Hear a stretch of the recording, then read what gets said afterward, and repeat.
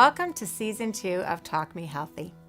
Each month, we invite a guest to explore a topic related to healthy living. They share their expertise, personal stories, and we learn from them how they turned their passion and knowledge into practical tips that you can use now to improve your health. I'm your host, Scherrie Keating, founder of Diabetes Care Consulting. My goal is that you will hear something each show that will motivate you to make a small change towards living a healthier, happier life.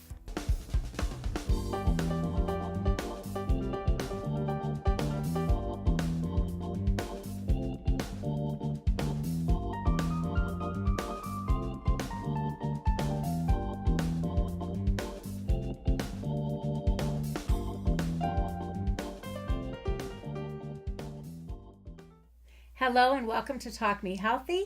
My name is Scherrie Keating, your host, and our show today is going to be a very exciting show. I have a guest who is going to share her passion and her dream with you today. And the name of the show is Improving Healthcare in Ghana, West Africa. That's right. And my guest is Dr. Markaddy, who's a hospitalist and the founder of Med Health Centers in Ghana, West Africa. Welcome. Thank you. Thank you so much, Scherrie, for having me. Oh, you're very welcome.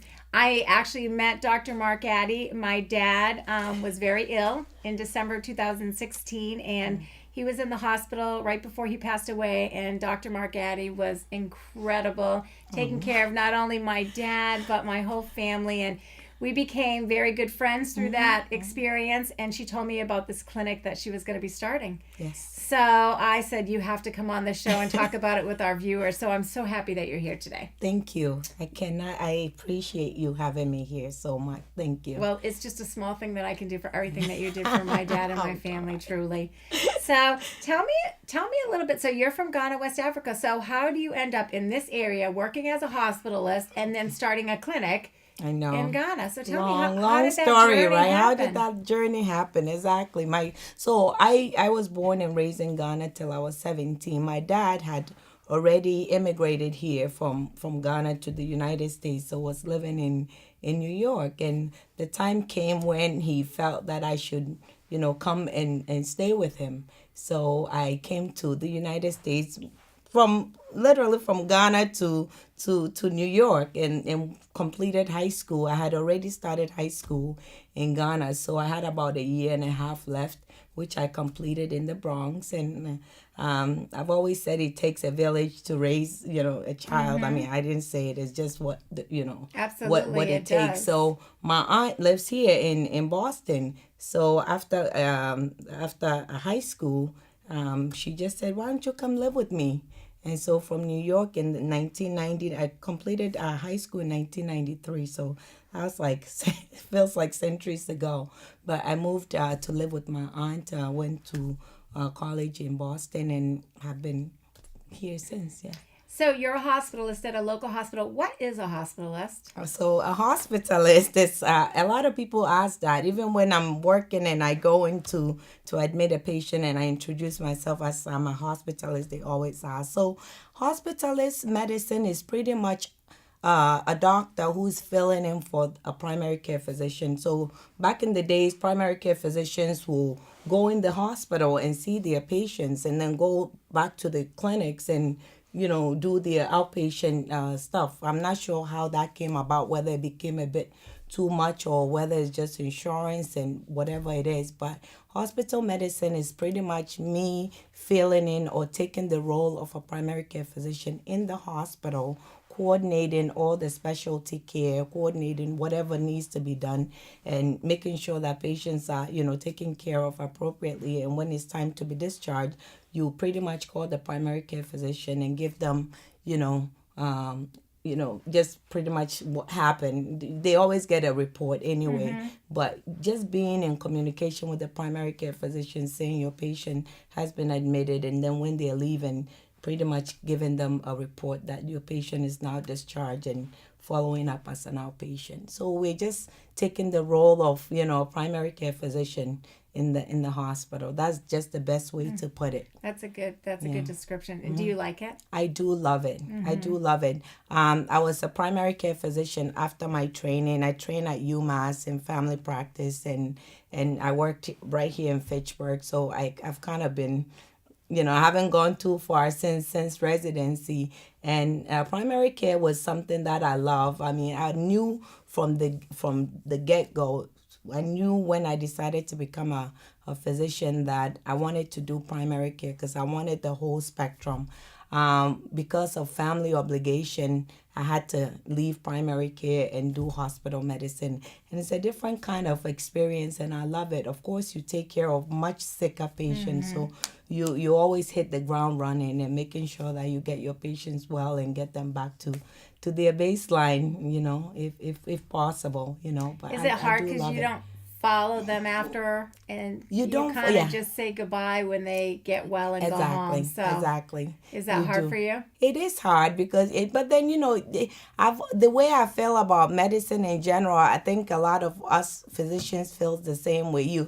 The patient become yours. It's like my patient, and you want what is best for them, and you want them to get well, and you want to do a great job as a physician, because I mean that's what you go into this profession to do. But it's hard, but it's always fulfilling when they came in sick. Like I said, primary care is different from hospital medicine because these people are being admitted, and they're being admitted because they're sick, and so it's always so fulfilling when you see how they come in and you watch them walk out of the hospital, knowing that you've kind of fixed them, So that's, But it's hard that you don't have the continuity, but it's a different it's a different kind of experience nonetheless, and it's still fulfilling. That's wonderful. So let's talk about this clinic in Ghana that you're starting. Is this been a passion of yours your whole life, or did you see a need? Why are you doing this? So it's both. It's a passion, and there's definitely a need. Ghana is a developing country, so it has its own. There's certain, diseases that are common to this area, and there are a whole lot of diseases that are preventable. So this idea of, I want to be a doctor came to me living in Ghana before I had immigrated to the United States, losing a nephew. And now, looking back, I know he died from cholera because I remember he was just malnourished, a newborn, and just a lot of diarrhea. And that's eventually what ended up killing him. And so then that became, the question as to why this happened to this newborn baby. I was so distraught. And maybe a year or two after was when I came to the United States. So looking around and, I'm in America, it's the land of opportunity. Maybe I can pursue this medicine thing, because I had it in the back of my mind after my nephew had passed, and I've been back and forth to Ghana. I go to Ghana at least twice a year, and you see the need, and I compare it to here, my life here, my work here, the way we do things, protocols that are followed. We don't have that there. So definitely a passion, but also a need. Yeah. So do you have hospitals, insurance? How does the healthcare in Ghana presently compare to healthcare here? Oh my goodness. Or is there no comparison? There is no comparison, but there is also. So Ghana, sometime in 1996, which is not too long ago, created the National Insurance Service, where now patients will have insurance like we have here. Okay. You go to the hospital and you're taken care of, and it's supposed to cover medications and some outpatient services. I do know that that's what it says, but I also know that it doesn't. It doesn't, not from my experience, because I personally haven't experienced healthcare in Ghana in the sense that I'm going there as a patient.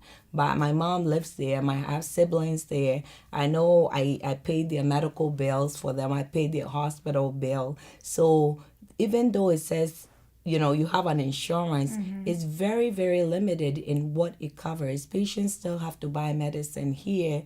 If a patient have insurance and he goes to the pharmacy, majority of the medicine is covered, if not all of it. There's some sort of copay, but patients pay their full medicine, and they're paying hospital stay, and they're paying outpatient stay. So I'm not sure what that National Health Service insurance really covers.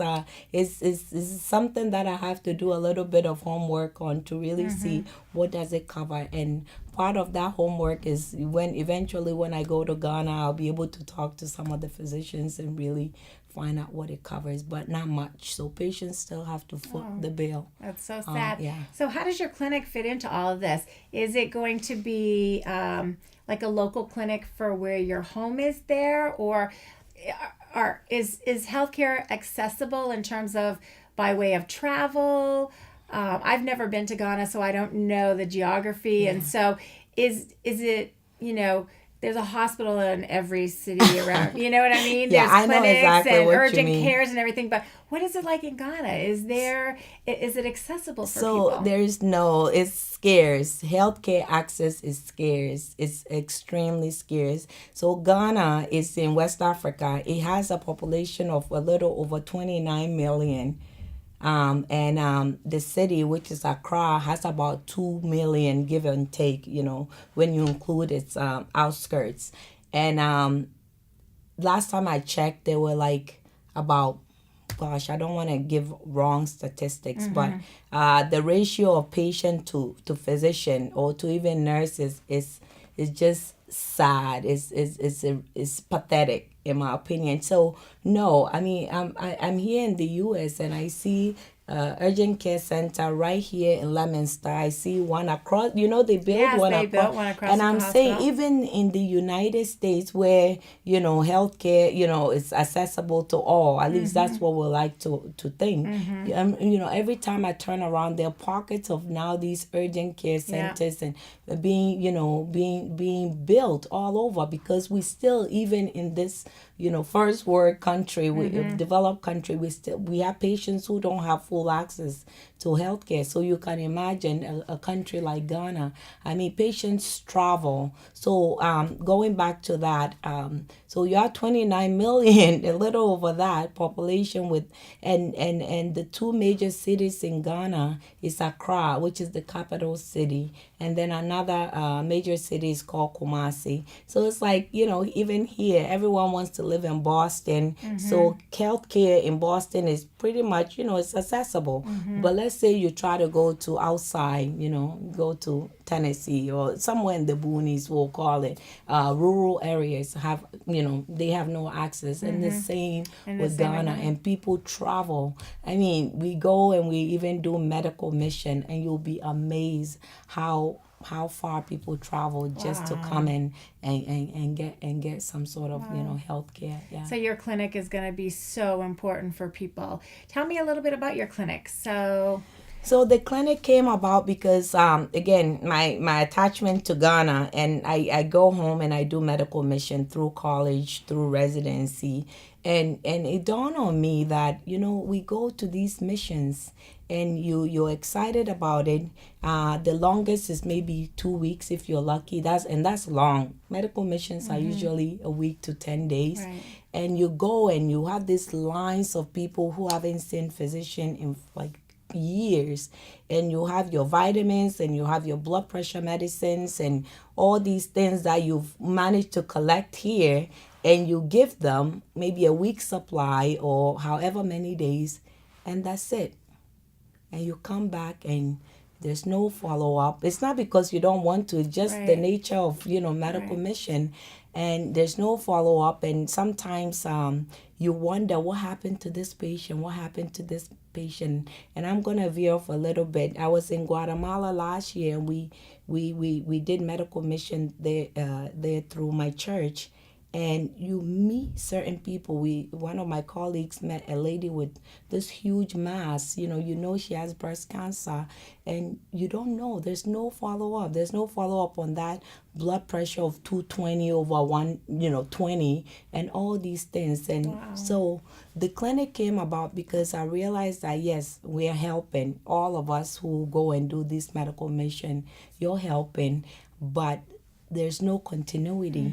And I wanted some sort of a permanent place where patient can come for follow-up. You come, I diagnose you, and you're not just falling through the cracks, but some sort of continuity where patient can keep in, just as I have a primary care physician here, Yeah. and you do too, a place where this is my clinic, this is my doctor's office, or where they can come for care. So that's how the clinic came about. And you'll be the primary care physician, so will you be moving your practice there eventually? Well, right now I don't have a practice because I'm a hospitalist. That's true. But I think it's important that in the beginning that I'm there, it becomes it's yours. You want to see this thing succeed, and not just succeed, but I want to take what I've learned here, how we do things here in the U.S. That I love so much. I'm where I am because of this country. So I want to be able to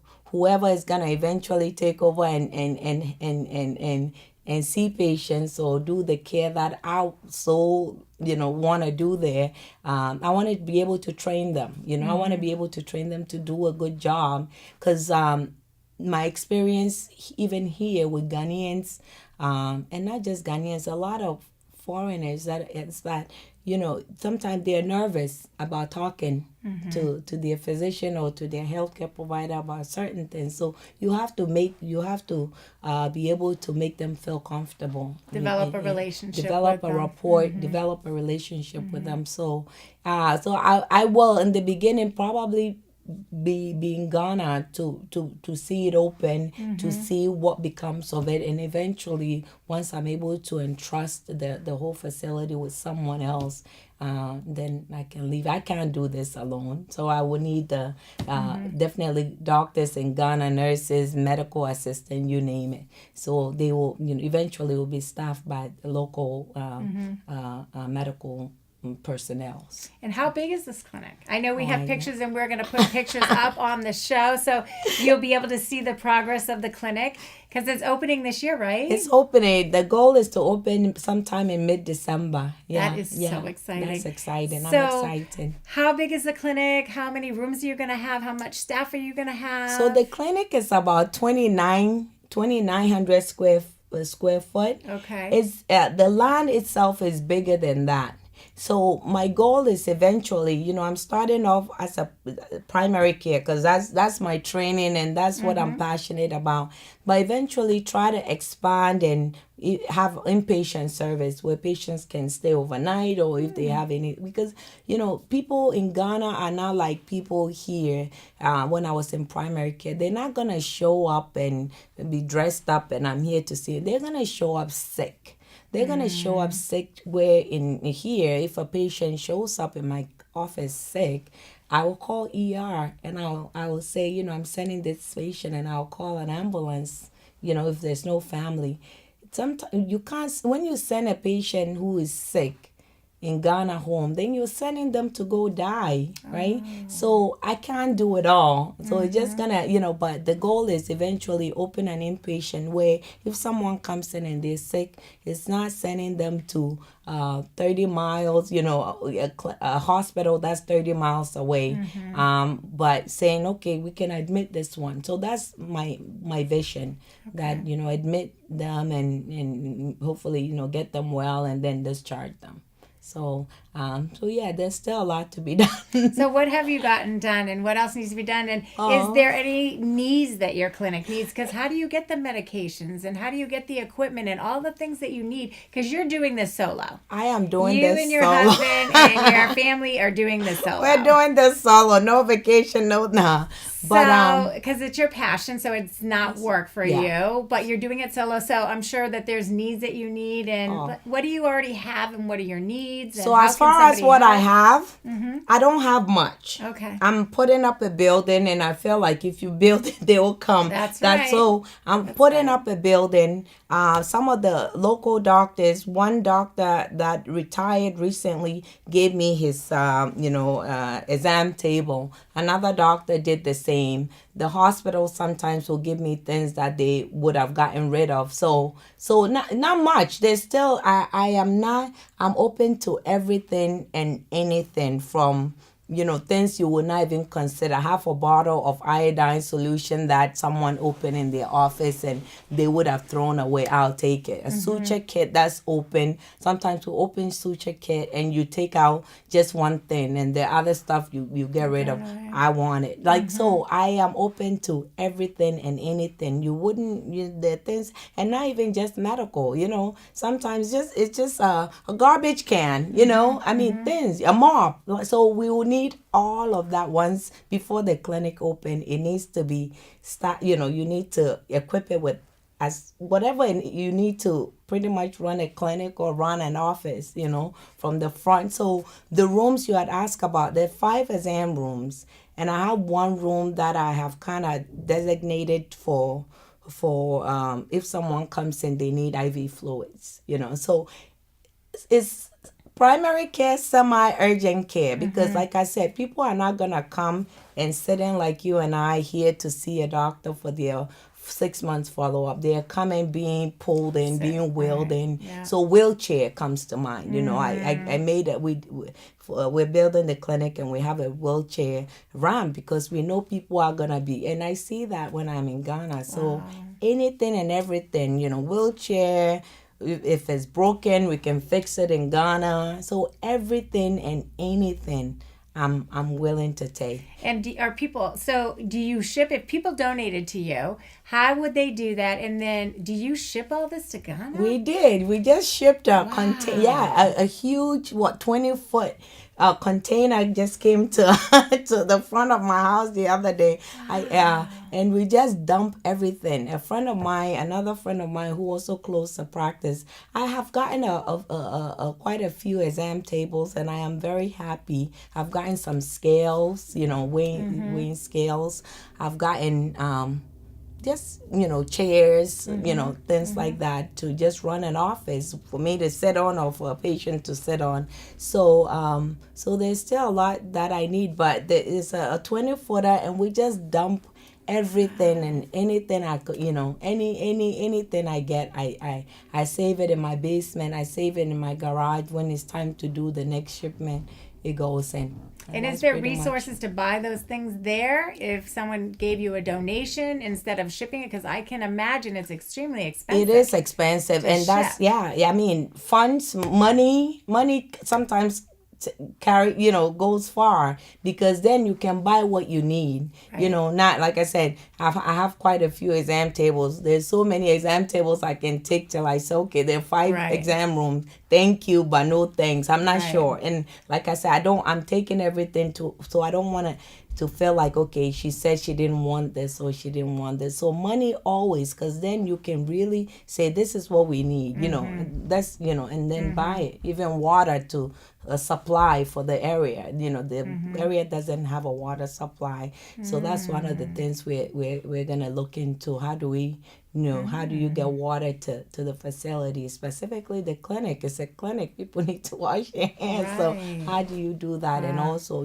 just things like that. So money is even better. And how would they get a hold of you if they wanted to donate? So I can give you my information. Okay, we can have it. We can have it on the show. You can, Okay, so, we'll do that. Yeah. And then it makes us really, after talking with you, it makes you realize how fortunate you really are.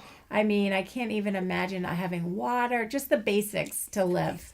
I just can't even imagine. And what you're doing is going to bless so many people. Thank you. I'm Thank so you. happy for you. I am happy too. I always get this big smile when I talk about Well, the you clinic. should. And you know what? I know I'm doing the right thing because I meet people like you. And every time I mention this clinic, someone is willing to say, what can I do to help? No one has said, well, why would I leave my life here in the U.S.? I have a beautiful life. I have, but that's not all there is to life, Right. I feel like there's a calling. This is so dear to me. This is so dear to me. If at the end of the day I save one life, that's one life I've saved. That's right. But I can't sleep at night knowing I'm from a country that people are struggling, and I'm in the position. I mean, I'm in healthcare where I can do something about it. So that's what I want to do. You are inspiration for sure, and you're gonna just I can't wait. I know that you've invited me over to Ghana, Yes, and I yes. am totally gonna go, and I'm gonna be a part of this, which is so exciting. Thank you. And I can't wait to see what I can do to help. Thank you. So- Thank you so very much you're- for having me again. Thank you. My pleasure, really, truly. This has been fascinating, and I could talk to you about this all day. We can. We I really know. can. We really right? can, because there's so much more to say. Yes, But sir. unfortunately, our show has come to an end. But definitely, viewers, if you have a heart to help Dr. Markaddy and the people of Ghana, West Africa, we will have the information that you can do your part. And it sounds like it's such a need. So thank you again for everything. Thank you so And much. you're very welcome. And so our show next month, we're going to be talking about Lifeline and medical info kits. So please tune back in. But until then, remember to live your best life every day starting today. This is your host, Scherrie Keating. Have a great day.